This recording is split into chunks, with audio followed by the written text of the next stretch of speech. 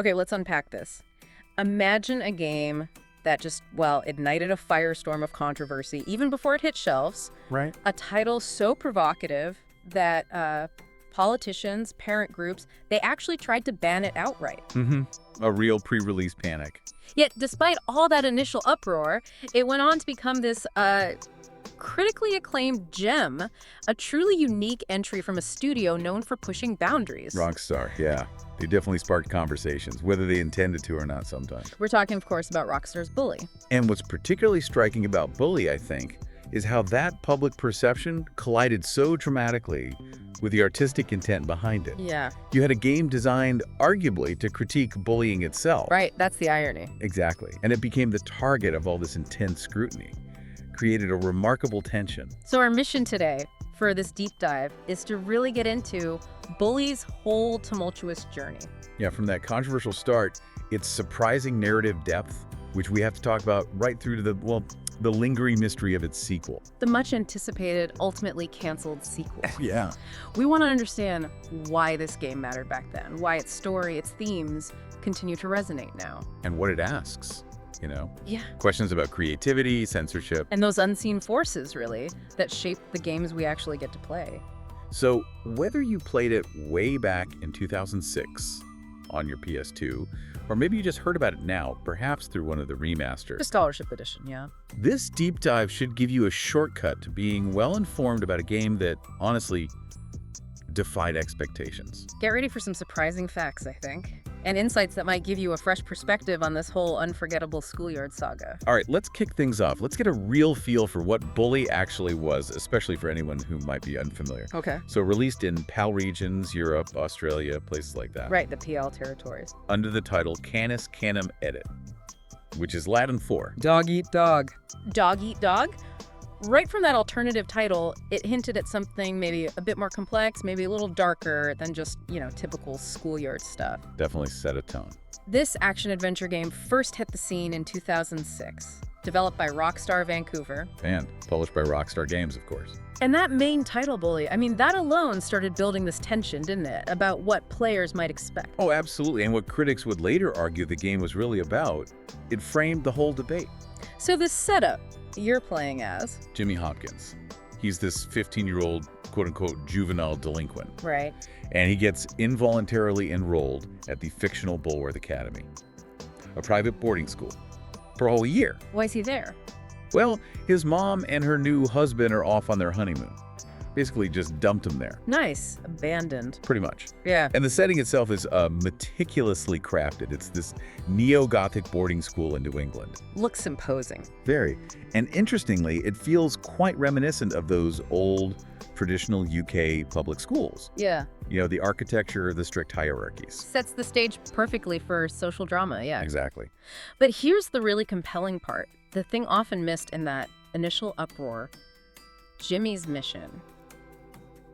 It isn't just to survive Bullworth, right? No, not at all. It's actually to stop bullying. How does that even work? How does the game square that provocative title with this core narrative goal? Well, that's the fascinating tension, isn't it? Yeah. How does Jimmy go about dismantling those power structures?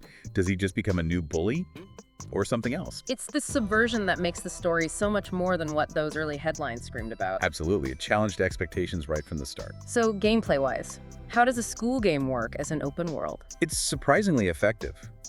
Bully lets you navigate not just the school grounds, but the whole town of Bullworth. How do you get around? On foot, mainly. But also skateboard, motor scooter, bicycle, even a go-kart later on. No cars, though. No, you can't drive cars yourself, which I think smartly keeps that youthful, sort of constrained feeling. Right. Still a kid.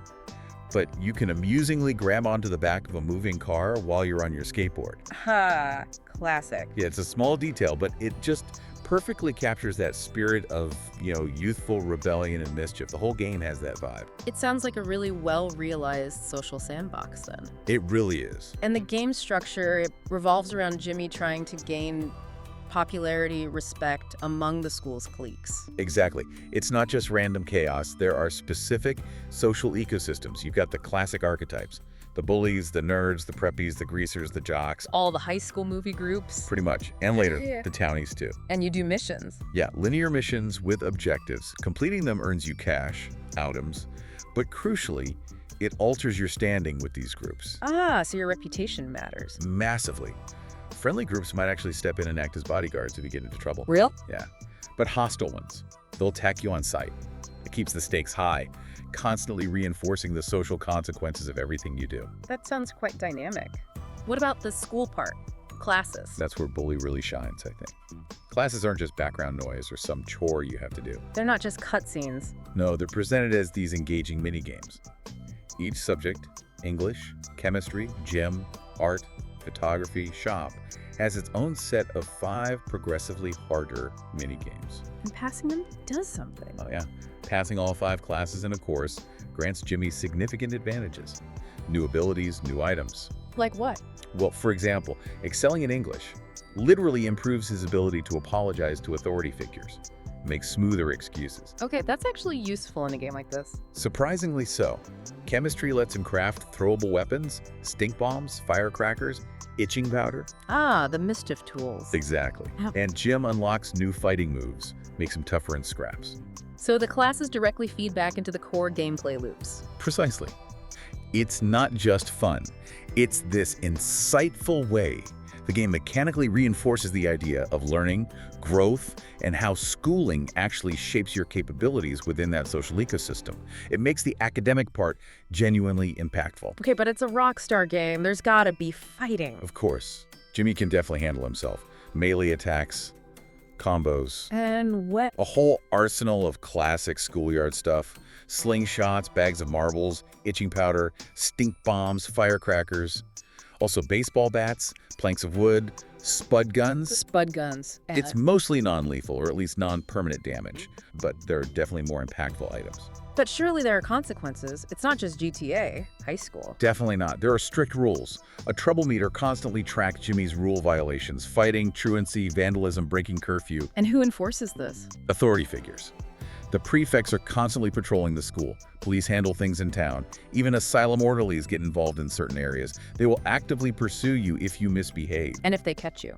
You get busted, respawn in the principal's office or the police station, and you lose most of your weapons. Ah, okay. So there's a real risk. Absolutely. This constant threat keeps the stakes high, even in just, daily school routines. Forces you to think about how far you push your luck, how you navigate the consequences. Can you talk your way out of it? Can you run? Adds a layer of tension. What about the world itself? Bullworth Town. It's meticulously crafted, really feels like a classic New England town, but with a slightly quirky, almost off-kilter edge. How's it laid out? It's divided into 4 main districts, Yeah. plus the school, obviously. You've got Bullworth Town, the main commercial hub. Drops and stuff. Yeah. Then there's Old Bullworth Vale, that's the affluent part. Mansions, a beach, even a fun fair. Okay. Then you have New Coventry, more rundown, urban poor area, lots of tenement housing. Bit grittier. Definitely. And finally, the Blue Skies Industrial Park. Docks, warehouses, a trailer park, very industrial feel. So distinct zones. Very distinct. And adding to that slightly gothic, off-kilter atmosphere, there's the Happy Volt Asylum. An asylum. Yeah, psychiatric institute, kind of situated between the industrial park and the academy.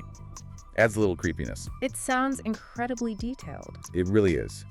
Each area feels unique, contributes to the overall immersion, a strong sense of place. And I heard something about seasons changing. Yeah, that's a subtle but really impactful detail. The game's story spans an entire school year, Oh, right. and Bullworth's appearance actually changes with the seasons. It's most noticeable around Christmas in Chapter 3. The environment gets all festive, snowy. That's good. It adds this layer of immersion, visual feedback. It makes the world feel dynamic, evolving, like a real school year passing. Reinforces that sense of time in Jimmy's journey. Small touch, big difference. So, with all this detail, this unique setting, Yeah. how is it actually received?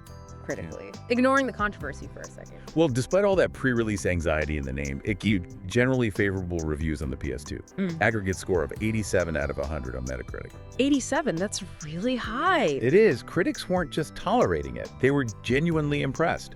They praised the missions, the narrative, the characters, which were really well constructed, and the soundtrack, which is fantastic. So it wasn't just seen as another shock value Rockstar game. No, it was celebrated for its clever script, its novel approach, its wit.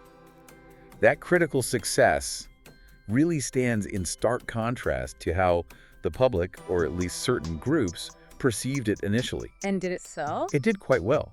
Moved over 1.5 million copies on the PS2 alone. Okay, so here's the core tension though. We have a game that's critically praised, commercially successful, Lauded for its depth, its ingenuity. yet at the same time, it's at the center of this massive public storm.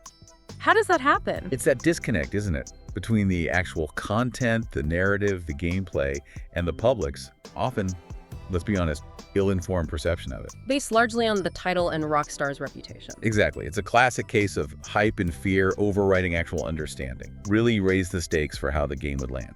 So let's dive into that controversy. It really started before anyone even played it, didn't it? Oh, absolutely. The title Bully alone, combined with Rockstar's track record, especially coming off Grand Theft Auto, San Andreas and the hot coffee thing. Right, that baggage. It just ignited an immediate firestorm. Parents, educators, groups like Bullying Online, Peaceaholics, they condemned it, sight unseen mostly. For allegedly glorifying bullying, trivializing it. Yeah, judging the book by its cover or the game by its title.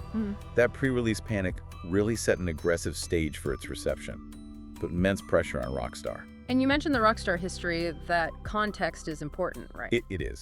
To be fair, the controversy didn't just appear out of nowhere. Rockstar had faced significant backlash before. The hot coffee mod. Exactly. That history, fair or not, created this climate of suspicion, of mistrust. So Bully was already under this intense microscope, facing incredibly high stakes just because of who published it. The media, the public, they were kind of primed to expect the worst. Were there specific content concerns beyond just the title?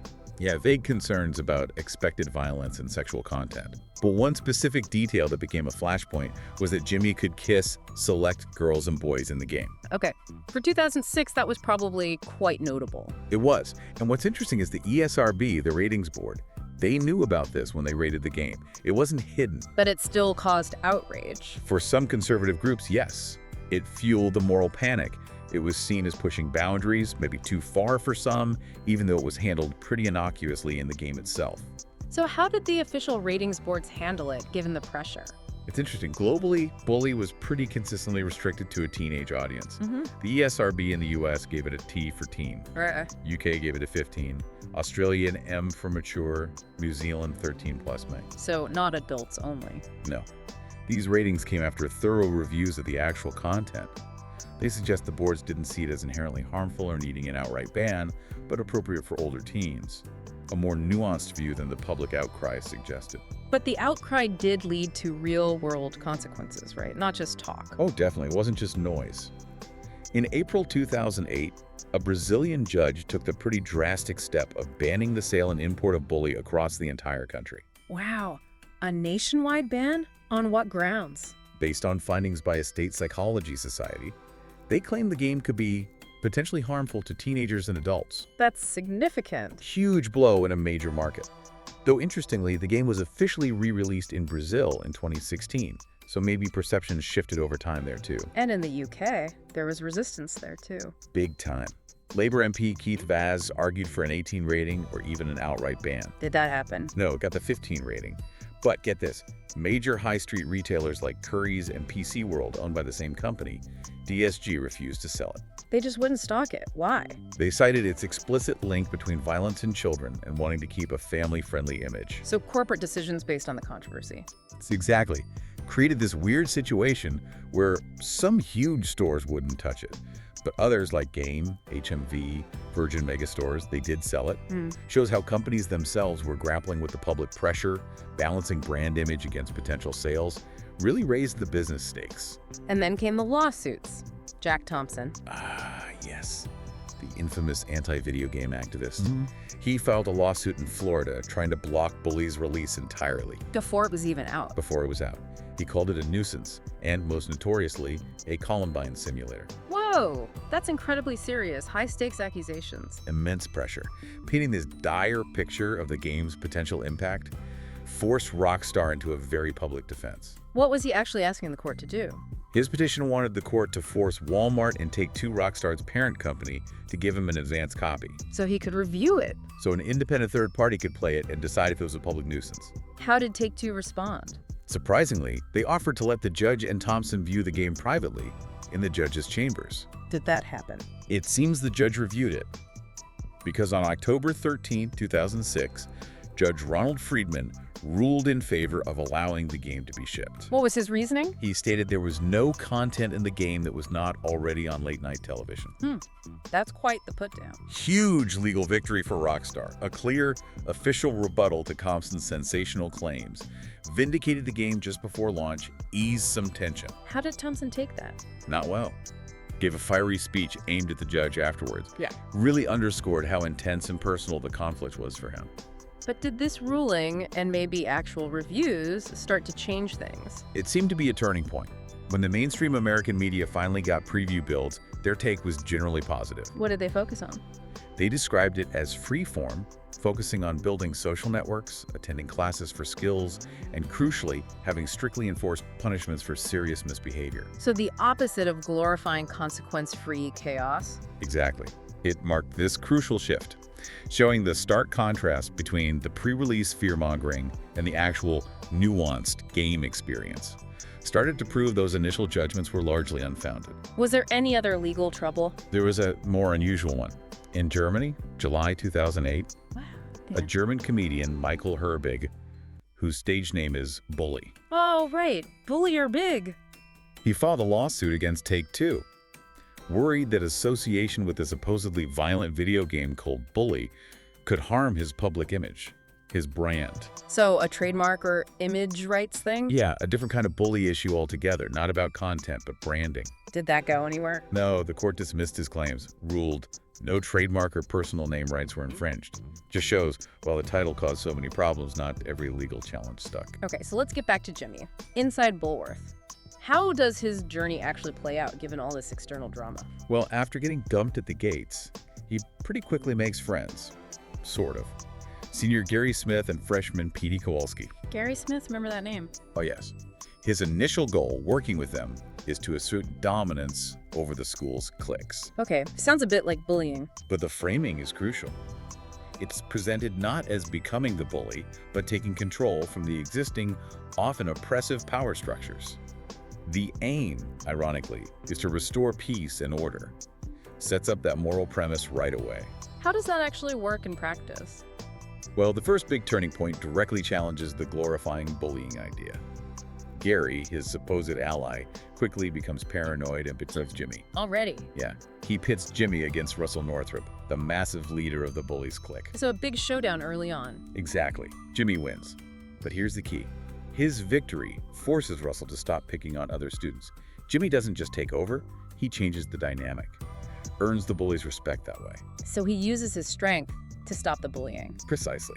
Establishes him as a potential peacekeeper, Yeah. not just another aggressor. Who's next after the bullies? The preppies, the snobby rich kids.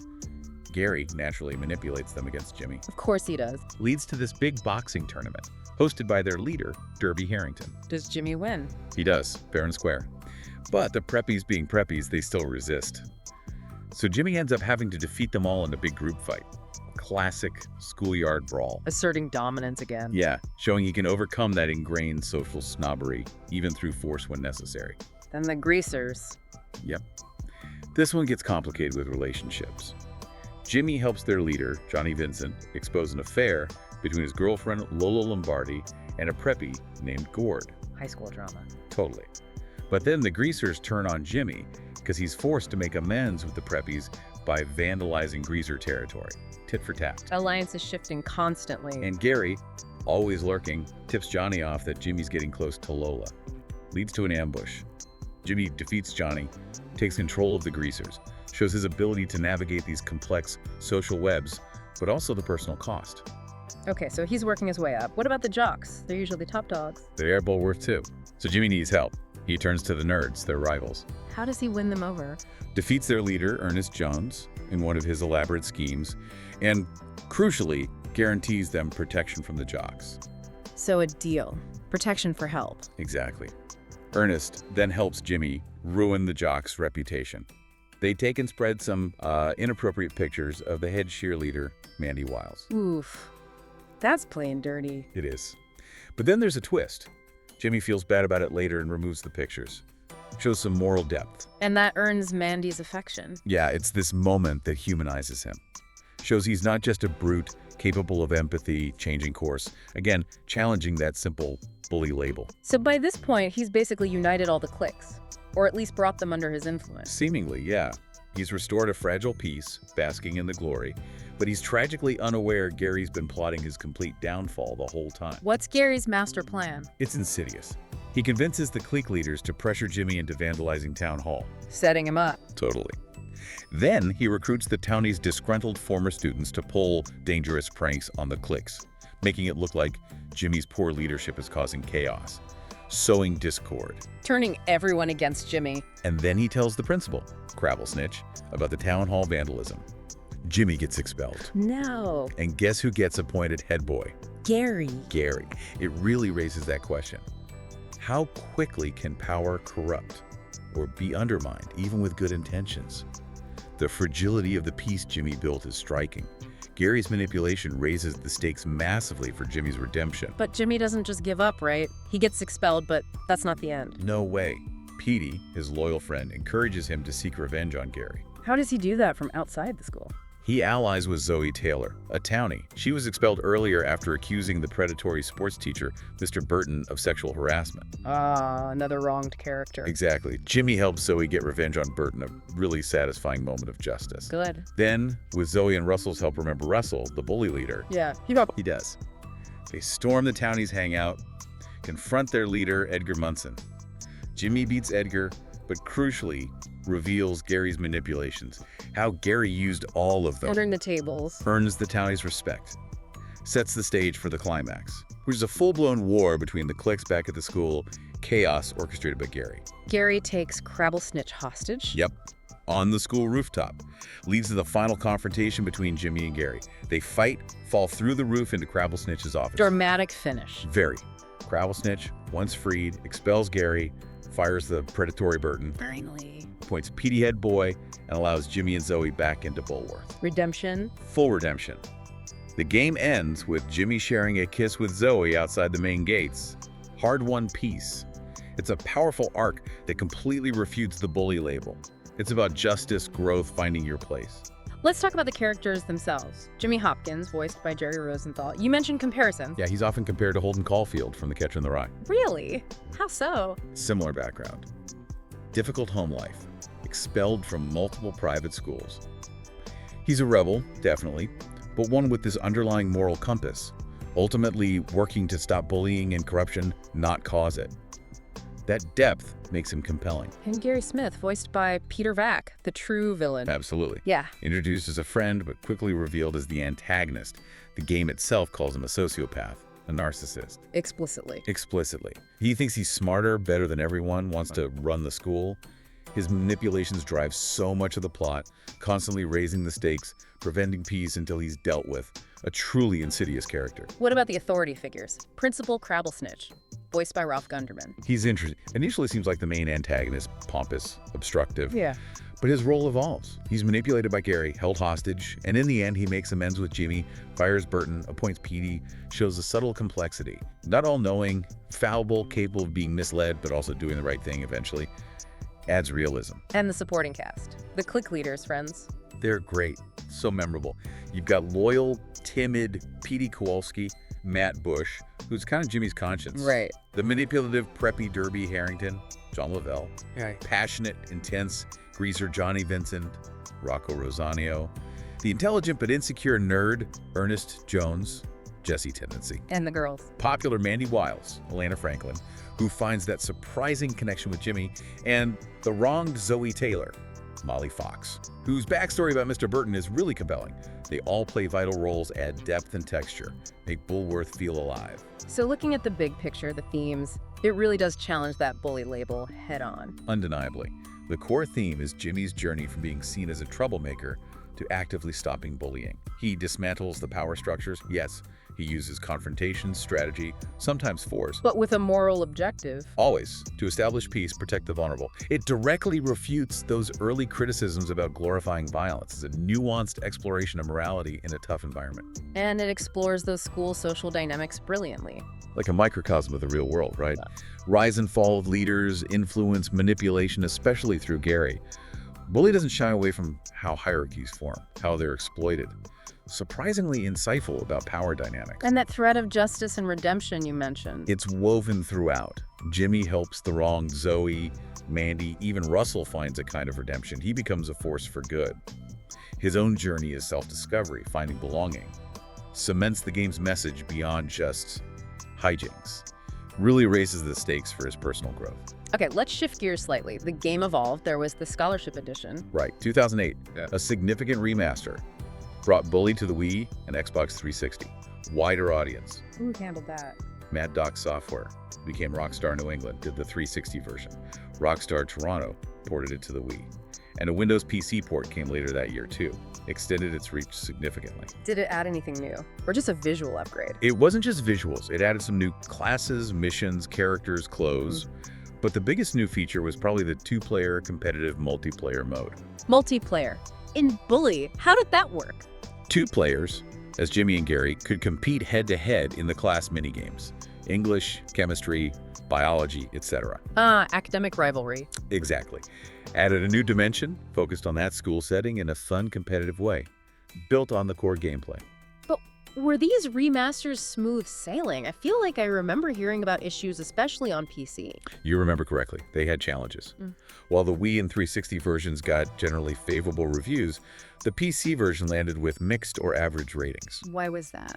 Reviewers called it a shoddy port, a lazy porting job, Yeah. plagued by glitches, crashes, performance issues. Okay. Especially bad on the 360 initially, and notoriously problematic on Windows 10 later on. So technical problems marred it for some. Definitely. It's a critical point.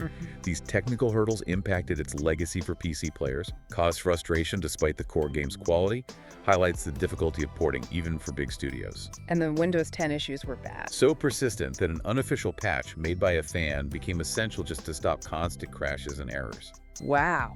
Fans to the rescue. It highlights the fan base's dedication, absolutely, but also raises questions about developer responsibility for supporting older titles, especially given Rockstar's reputation for quality. A bittersweet note. Despite all that, the initial controversy, the later port issues, Bully still picked up awards, right? Oh yeah, significant industry recognition. Won GameSpot's award for Best Original Music, was a finalist for their 2006 Game of the Year. Any acting nominations? Yep, nominations for Outstanding Achievement in Character Performance for both Jimmy Hopkins, Jerry Rosenthal, and Christy Martin, Maine Anders, one of the female students, underscores the artistic merit, the narrative strength. Proved it was more than just controversy fodder. And its legacy endured. Undeniably. Gaming Target called it one of 52 games we'll still be playing from 2006. And significantly, it was included in the book 1001 Video Games You Must Play Before You Die. High praise. Firmly places it in the pantheon of influential, memorable games. Cemented its place long after release. Appreciated for its creativity's unique take. Did it continue to sell well? The PS2 version alone got a Platinum Sales Award from ELSPA in the UK. Meaning? At least 300,000 copies sold just in the UK on that platform. Strong commercial performance, alongside the critical acclaim, reinforced its impact. Proved its unique vision resonated with a big audience, despite the initial storm. Now, something often overlooked in all the noise. Its handling of LGBTQ+ themes. Fascinating aspect, yeah, and quietly significant. Joystick, the gaming publication, specifically praised the casual nature of how Jimmy could kiss other boys. Casual is the key word. I think so. For a mainstream 2006 game, especially one under such scrutiny, presenting same-sex affection in that normalized, matter-of-fact way, was remarkably progressive. Ahead of its curve, really, didn't make a spectacle of it. Did others recognize that later? Yeah, in 2013, Larry Hester at Complex ranked Jimmy among the coolest LGBT video game characters.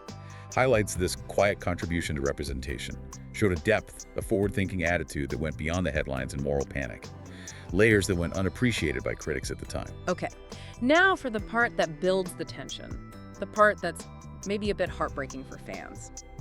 The sequel. The mystery of Bully 2. Oh, yes. The great what if. It started early, didn't it? Speculation. Yeah, back in 2006, analyst Michael Pachter famously predicted Bully wouldn't sell enough to warrant a sequel. Was he right? Well, he later had to apologize to Rockstar, revised his stance, called the sequel a possibility. That early back and forth set the stage for years of fervent speculation, dashed hopes, constantly raising that what-if question. And then came a more concrete hint. A massive jolt of hope, really. November 2009. Sean Lee, the composer. What did he say? In an interview, he said he expected to be doing the soundtrack for Bully 2 in the not-so-distant future. Wow, from the composer. While unofficial, that was a powerful indicator for fans. Something seemed to be genuinely in the works.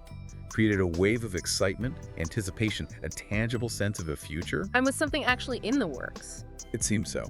Former Rockstar New England employees later told Game Informer that Bully 2 was greenlit. Entered early production there around 2008. Right after they finished the scholarship edition. Exactly. So, not just rumor. A concrete development effort was underway, which makes its eventual cancellation even more frustrating, right? Heightens that sense of lost potential. What was their vision for Bully 2? Just more of the same? No, far from it. What's fascinating is their vision aligned with Rockstar's big push towards higher prestige games at the time, like GTA 4V, Red Dead Redemption, LA Noire. So more ambitious. Much more.